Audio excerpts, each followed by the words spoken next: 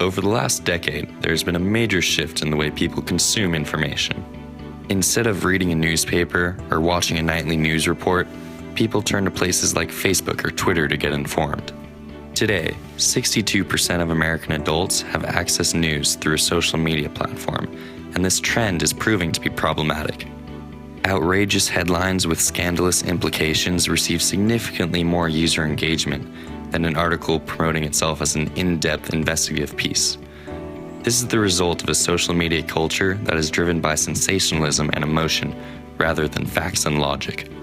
With instantaneous feedback, limited context, and shortened attention spans, sensationalism, and with it, misinformation, is simply easier to produce, consume, and share over social media compared to legitimate journalism. The viral tendencies of such content results in a significant online community that is confidently misinformed. In a study by the American Press Institute, participants were asked basic true-false U.S. policy questions, as well as their certainty with the answer they provided.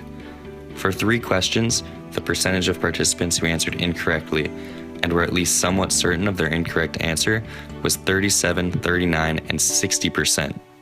These pervasive misperceptions are the cost of a social media culture that prioritizes sensationalism over journalistic integrity.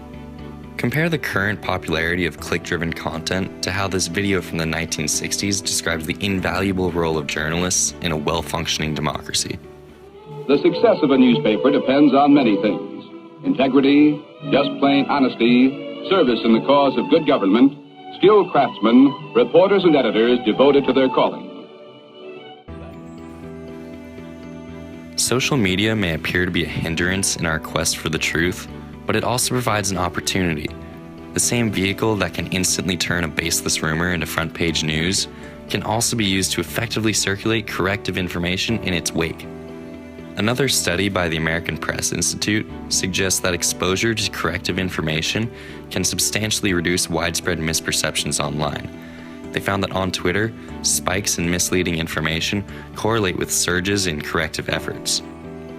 Misinformation typically outnumbers corrective efforts 3 to 1. However, the ratio of corrective to erroneous tweets consistently and significantly increases over time. This is promising, as it shows that exposure to correct information is indeed effective in curbing the spread of falsified information. These corrective efforts would often originate from a dedicated fact-checking account, such as PolitiFact, which would then lead to a surge of average users spreading the correction throughout their online communities. Although platforms such as Facebook and Twitter present unique challenges to journalism, they also present boundless opportunity. Media companies now have a platform with which they can instantly reach an unprecedented number of people across the world. To fulfill their duty to society, journalists must continue to adapt to the relatively new platform that is social media in order to provide people with reliable, fact-based news, all while combating viral misperceptions among the public by exposing dishonest and misleading content just as quickly as it is produced and spread.